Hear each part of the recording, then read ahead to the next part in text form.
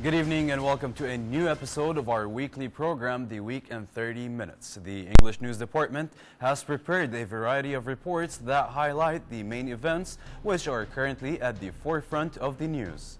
Our committed team of reporters has visited some of the latest campaigns, conferences, and spectacles to ensure our audience remains updated and current regarding the local scene on a cultural, social, political, and economical level.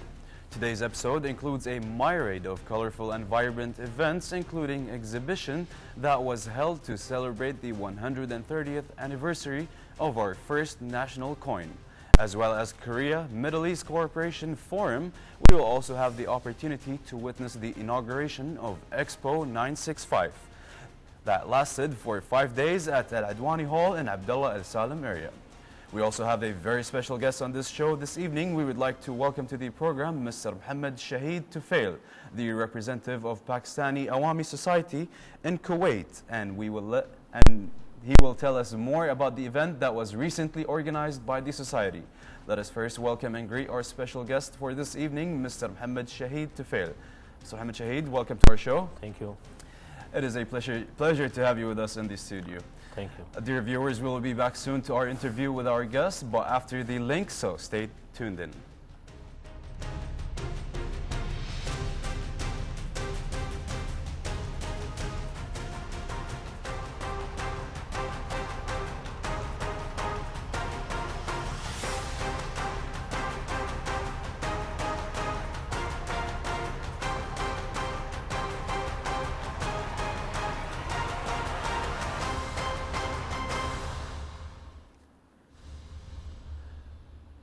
Welcome back.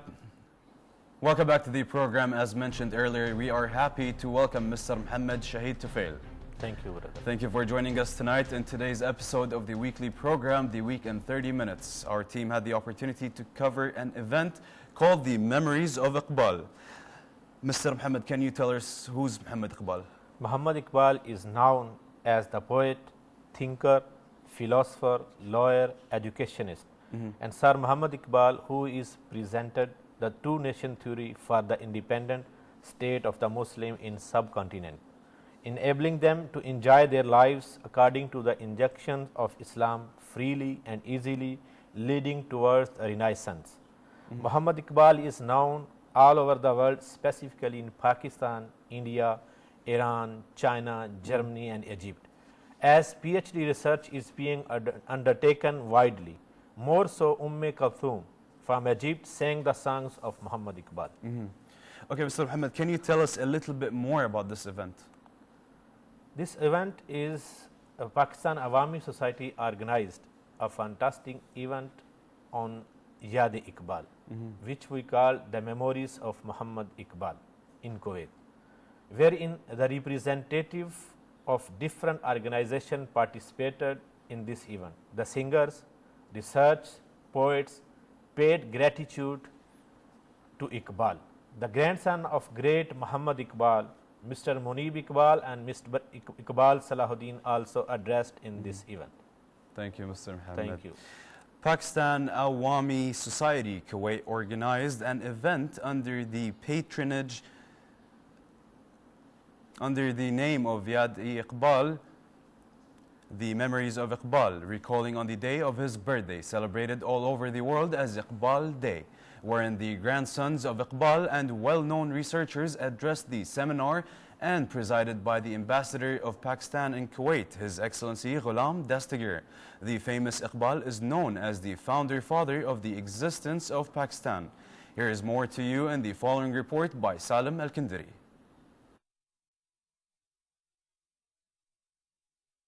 Sir Muhammad Iqbal, born on November 9, 1877 and died on April 21, 1938, widely known as Allama Iqbal, was a poet, philosopher and a politician, as well as an academic, barrister and scholar on the British India, who is widely regarded as having inspired by the Pakistan movement.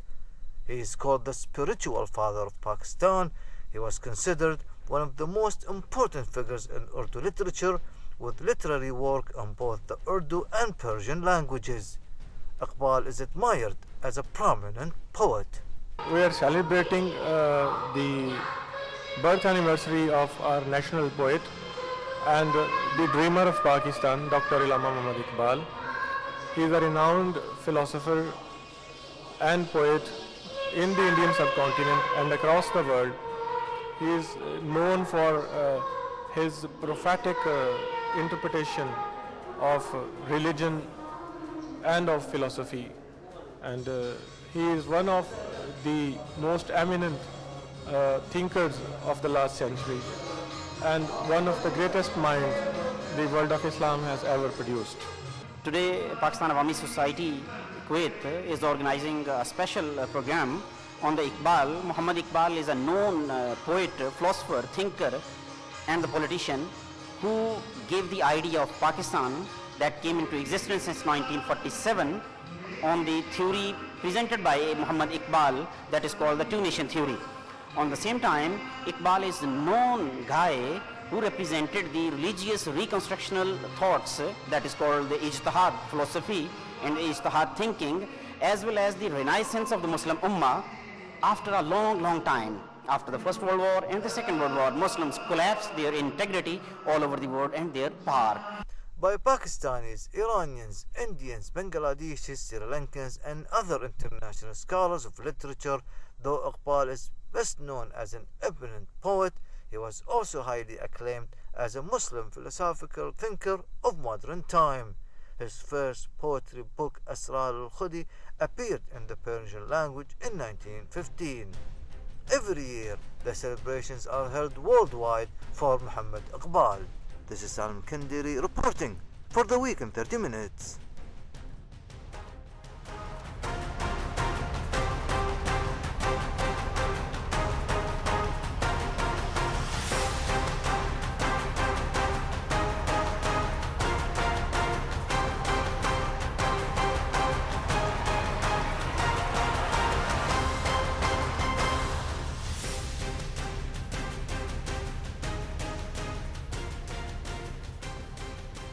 Mr. Mohammed Shahid Tufail, once again we welcome you back to our show. Thank you, brother. Mr. Mohammed, can you tell us more about the activities and events that the society have organized?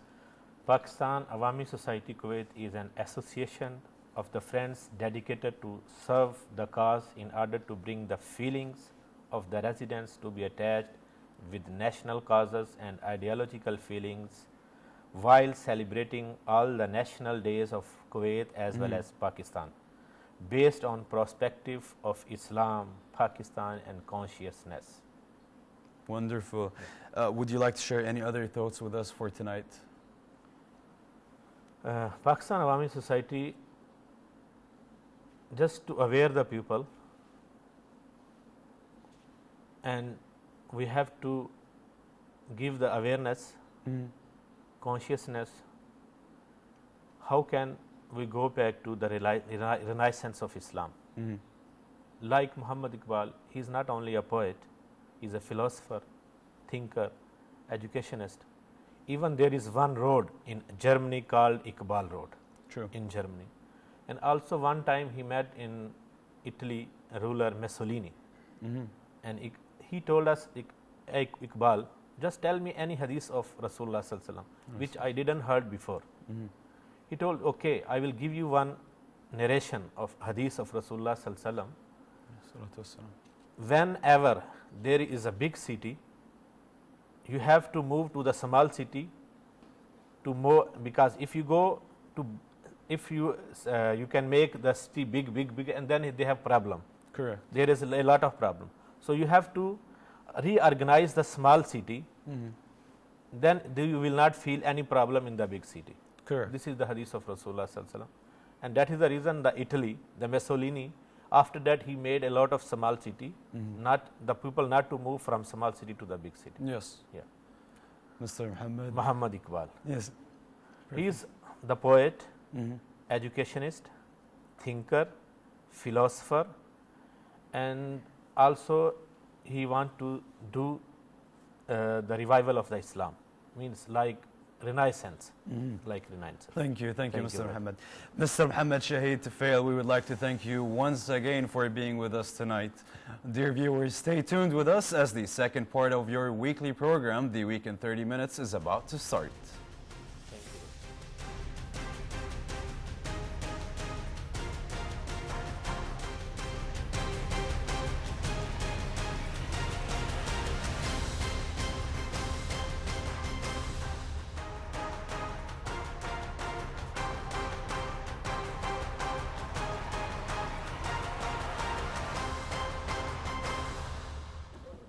Oh, you can, thank you.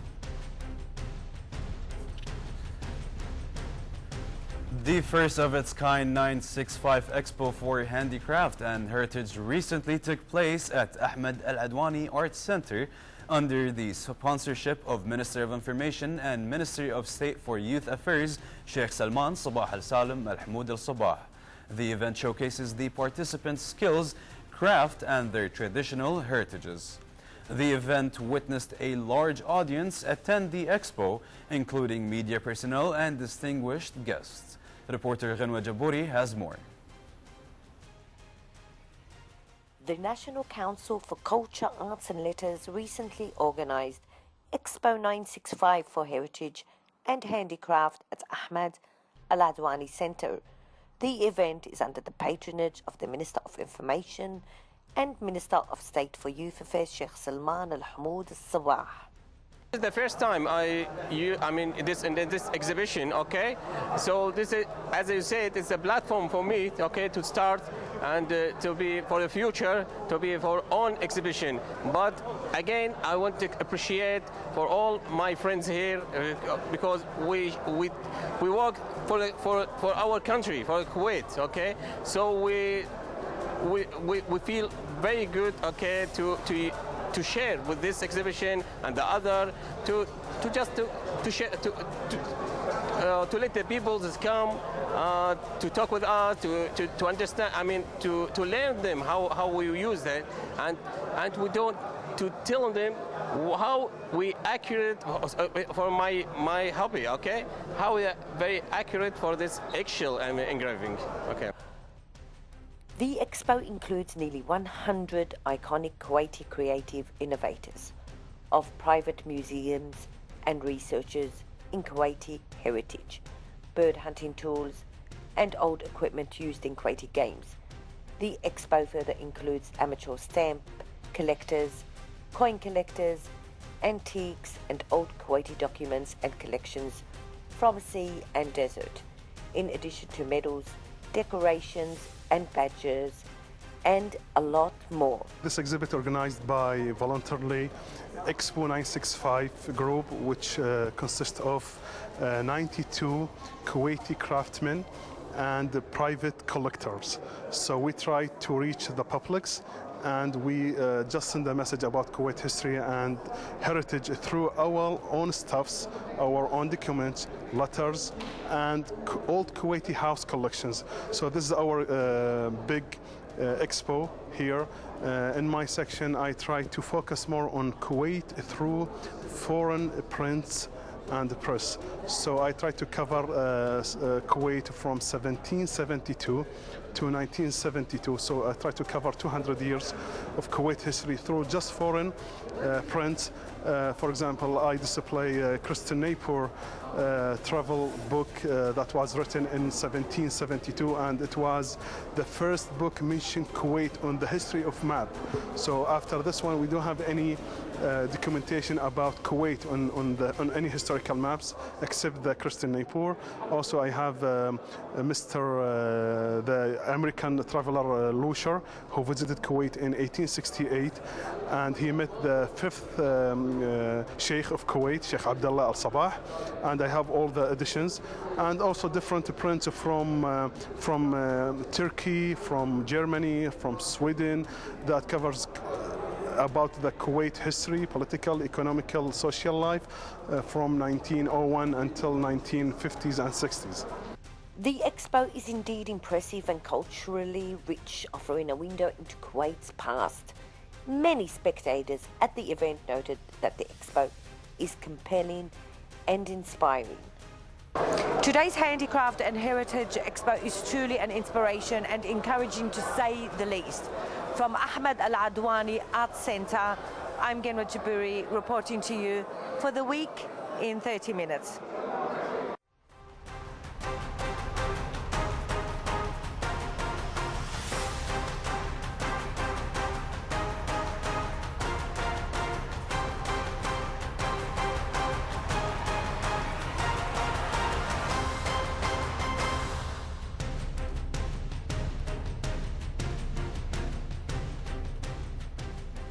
Under the patronage of the National Council for Cultural, Arts and Letters, and in collaboration with a non-profit organization that deals with coin and monetary collection, an exhibition was held in Ahmed Adwani Hall to celebrate the 130th anniversary of the national coin.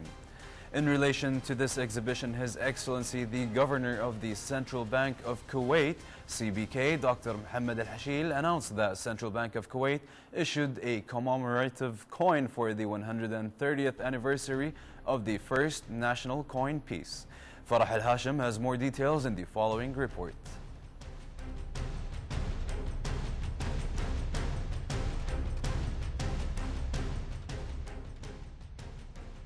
Under the patronage of the National Council for Culture, Arts and Letters in Kuwait, in collaboration with a non-profit organization that deals with coin and monetary collection, an exhibition was held in Ahmed Adwani Hall on November 14th to celebrate 130th anniversary of the first national coin. And in relation to this exhibition, His Excellency the Governor of the Central Bank of Kuwait, Dr. Mohammed Al-Hashil, announced that Central Bank of Kuwait has issued a commemorative coin for the 130th anniversary of the first national coin, which is called Peas. The first Kuwaiti currency coin was introduced in the year 1304 Hijri. It reflects an economic sovereignty for Kuwait, as well as being a milestone in its economic development, adding that Kuwait had established itself back then as a major trading post in the region and had gained considerable trading reach by virtue in its large and active commercial fleet. I am attending this exhibit because we are celebrating the anniversary, the 130th anniversary of the first Kuwait coin that was issued in 1886 during Sheikh Abdullah Al-Sabah, the fifth governor of Kuwait, or the fifth Emir of Kuwait. He issued Bayza by Kuwaitis, but it didn't run more than a month, and some opinions said it doesn't run more than 3 months. But it has kind of our history inside it, as Kuwait became an independent state when they issued this coin. So, but in this celebration or this event, each Kuwaiti collector or a member of Kuwait Association of Stamp and Coins presenting his rare stuff of Kuwait coins. Some of them was not used, so we called specimen, which means doesn't used since it was issued. And this is very rare collections, and maybe it goes up to 10,000 Kuwaiti dinar. It's a very, very good exhibition here for stamps and for currency. Here they show the 100 years first Kuwait currency, which it is, it's of course, really thanks for المجلس الوطني للثقافة والآداب والفنون, because they do this huge exhibition and a very, very different currency they give us. They show us and the paper like the Toman, Irani, and too many different and variety of the currency.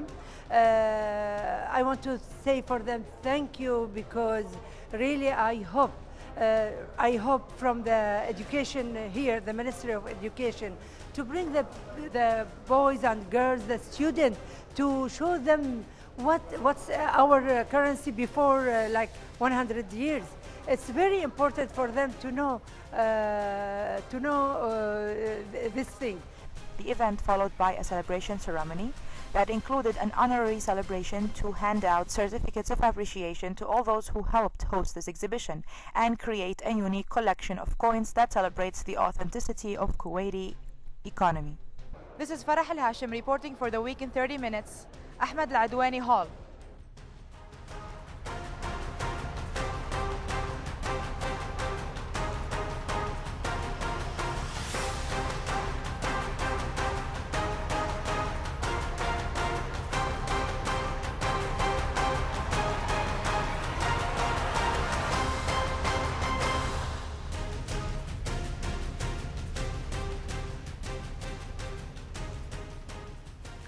The German and French embassy in Kuwait recently organized an educational and cultural fair at Al Raya Center. The fair attracted a wide audience, especially students who are keen to travel to France or Germany for higher education. Embassy staff from both the French and German embassies were present to answer questions pertaining to education and travel issues to the above-mentioned destinations. Reporter Ghanwa Jabouri has more.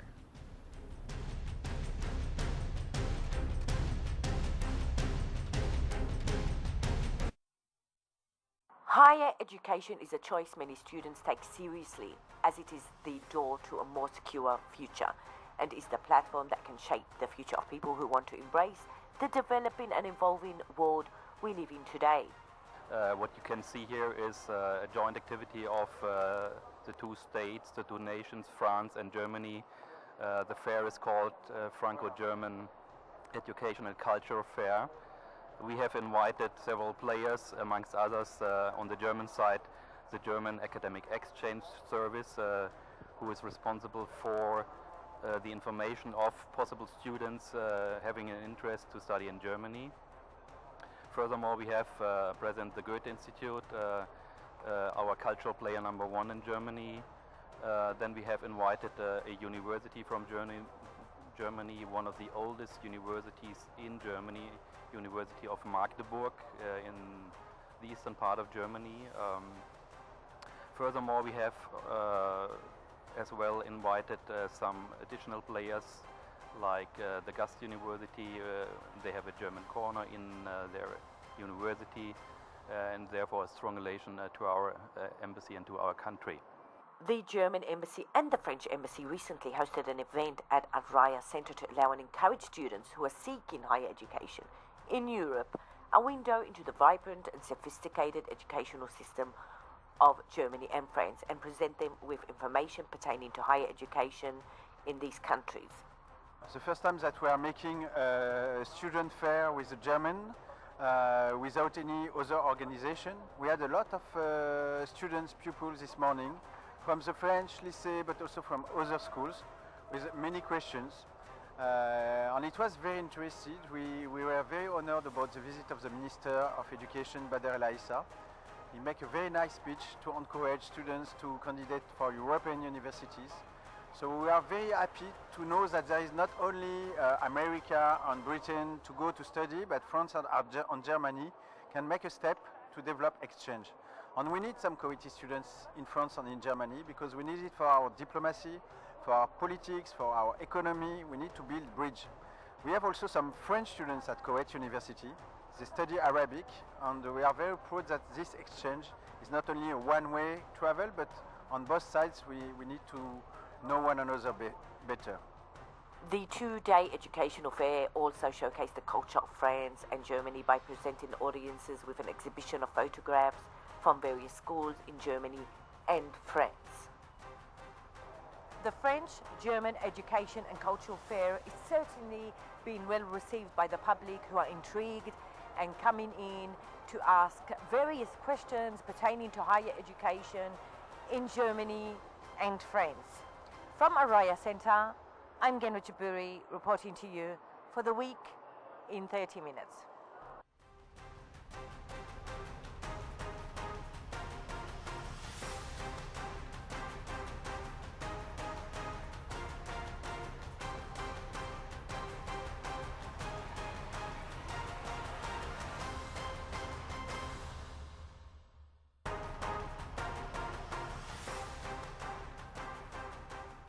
The 13th Korea-Middle East Cooperation Forum recently took place at Selwa Hall and was co-hosted by the Korean Arab Society. the Jeju Peace Institution and the Diplomatic Center for Strategic Studies, and sponsored by the Ministry of Foreign Affairs. The event witnessed the attendance of visiting academics, experts, and politicians from across the region and abroad. The Korean delegation to the forum was headed by His Excellency Kim Hyun-jin, Assistant Foreign Minister of the Republic of Korea. Reporter Ghanwa Jabouri has more in the following report.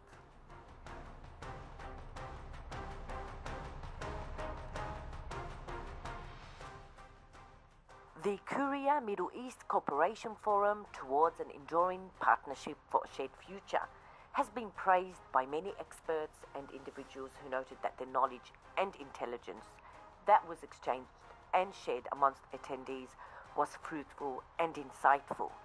The session was very fruitful to understand what's going on here in the Middle East and what is the problem, political problems, and what is the obstacles to conduct dialogue among conflicting parties.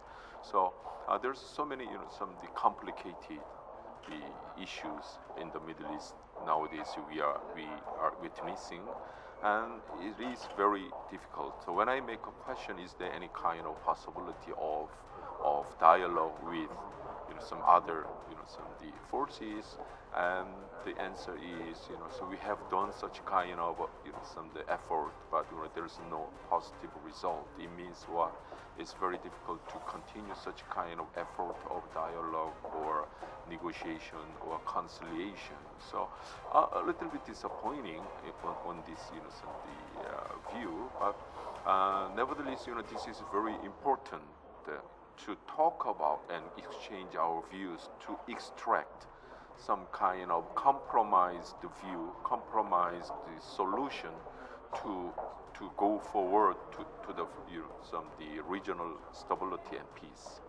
The forum, launched in Cairo in 2003, has been held annually in Korea and the Middle East.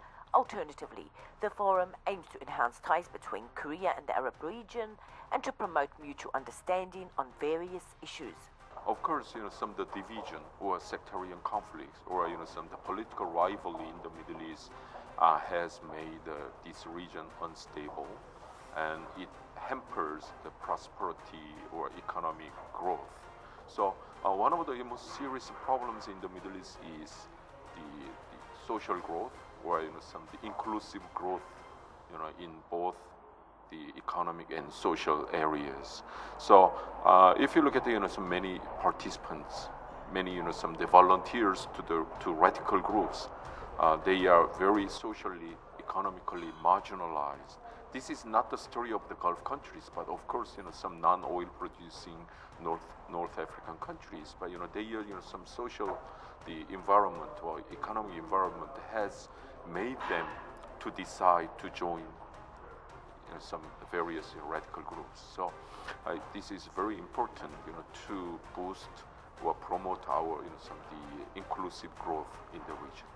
On the sidelines of the forum, Abdullah Bushara, director of the Diplomatic Center for Strategic Studies, said that the forum aimed at discussing relations in trade, politics and humanitarian domains, as well as threats against international peace and security.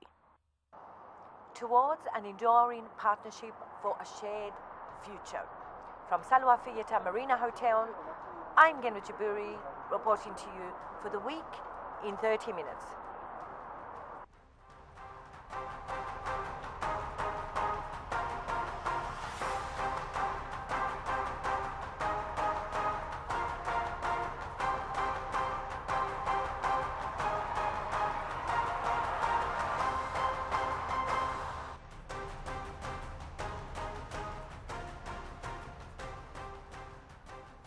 This brings us to the close of tonight's episode of The Week in 30 Minutes. We hope to see you again same time next week. Our highly dedicated team of correspondents are constantly out on the field searching for reports that matter most to you. We look forward to receiving your feedback on the stories we covered today and are ready to cover issues that are of special interest to you. So email us your suggestions at moikuwaitnews@gmail.com. You can also follow us on Twitter at MOI Kuwait News and on Facebook at MOI Kuwait News. And of course, if you would like to see our reports once again, you can visit our YouTube channel at MOI Kuwait News. Thank you for joining us tonight, and see you next week with more exclusive reports. Have a good night.